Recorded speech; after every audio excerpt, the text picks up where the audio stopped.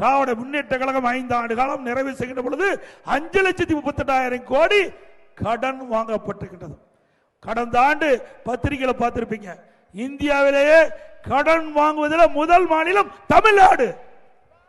ஆனா முதலமைச்சர் சொல்றார், இந்தியாவுக்கே முன்மாதிரி மாநிலம் தமிழ்நாடு. எதுல? கடன் வாங்குறதுல. திட்டத்தில் இல்ல, செயல்பாட்டில் இல்ல, கடன் வாங்கல முதல் மாநிலம்.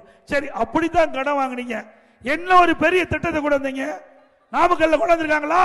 நாங்க இருக்கும்போது அரசு மருத்துவக் கல்லூரி, அதே போல சாலை வசதிகள் பல கொண்டாந்து இருக்கிறோம். நீங்க அப்படி ஒரு திட்டமாவது இந்த நாமக்கல் மாவட்டத்தில், நாமக்கல் சட்டமன்ற தொகுதிக்கு உட்பட்ட பகுதியில் நிறைவேற்றினா கூட ஏற்றுக்கலாம். அதுவும் கிடையாது. அதே போல 2020-21 நிதிநிலையை பார்க்கின்ற பொழுது அப்பொழுது வந்த வருவாயை விட 2024-25 ஆண்டு வந்த வருவாய் 1,36,000 கோடி கூடுதலா வந்திருக்குது. ஒரு பக்கம் வருவாய் அதிகரிப்பு, ஒரு பக்கம் கடன் அதிகரிப்பு, திட்டங்கள் எதுவும் இல்லை. இப்படி கடன் வாங்குகின்ற இந்த அரசு தேவையா? எல்லாம் கடன்காரன் ஆக்கிட்டார்.